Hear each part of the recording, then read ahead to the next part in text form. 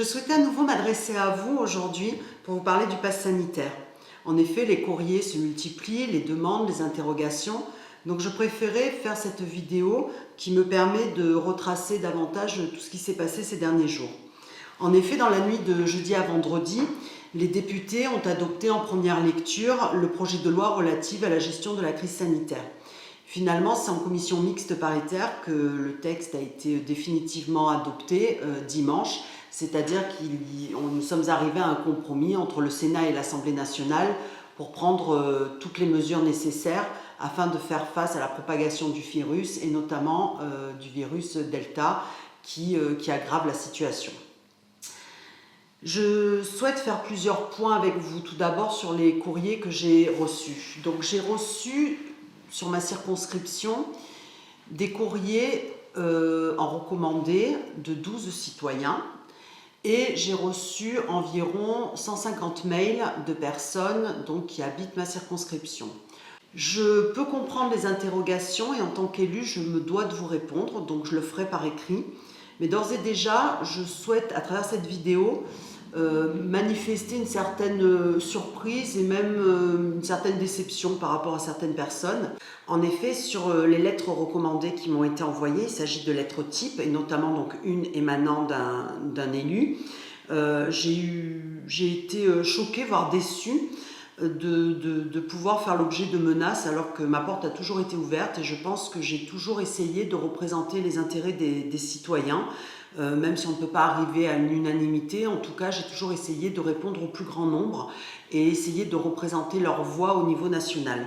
Donc sur cette lettre, je me permets de prendre mon téléphone pour lire justement la phrase qui est inscrite sur cette lettre. Il est mentionné qu'à défaut de voter selon mes préconisations alors que vous représentez la voix du peuple et donc ma voix, je prendrai toute disposition. Cette phrase « je prendrai toute disposition » est pour moi une forme de menace. Donc je ne l'accepte pas, je ne la tolère pas.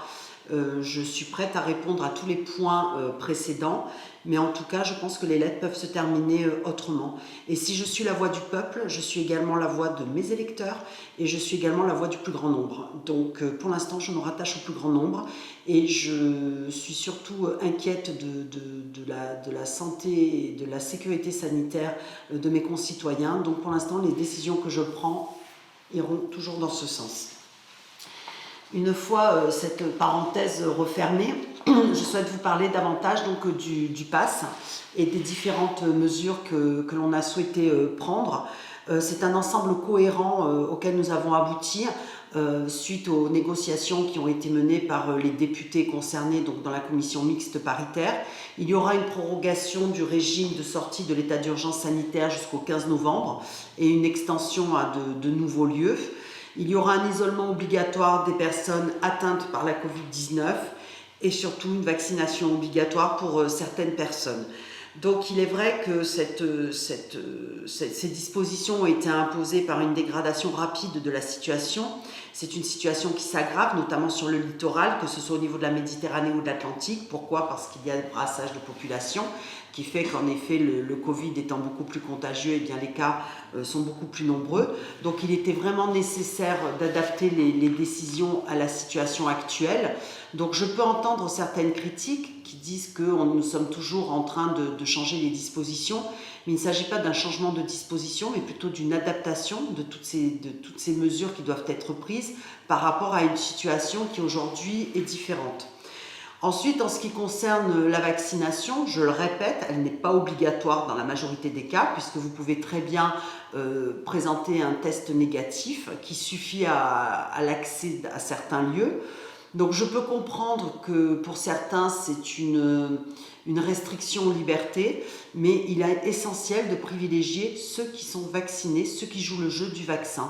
Encore une fois, ce variant touche des personnes de plus en plus jeunes. Toutes les personnes qui sont dans les hôpitaux pourront vous le confirmer. Que les personnes en réanimation sont aujourd'hui des personnes beaucoup plus jeunes, donc il faut rester prudent, vigilant. La vaccination ne suffit pas, c'est certain également. Elle permet juste d'éviter les formes graves. Donc en revanche, il faut continuer les gestes barrières et surtout continuer à porter le masque le plus possible tant que nous ne sortons pas de cette crise sanitaire. Et enfin, pour finir, ce que je voudrais également dire, c'est qu'on entend beaucoup parler des personnes dans la rue, mais on n'entend pas parler des personnes qui se font vacciner. Et aujourd'hui, nous voyons qu'il y a vraiment une recrudescence des demandes de vaccination.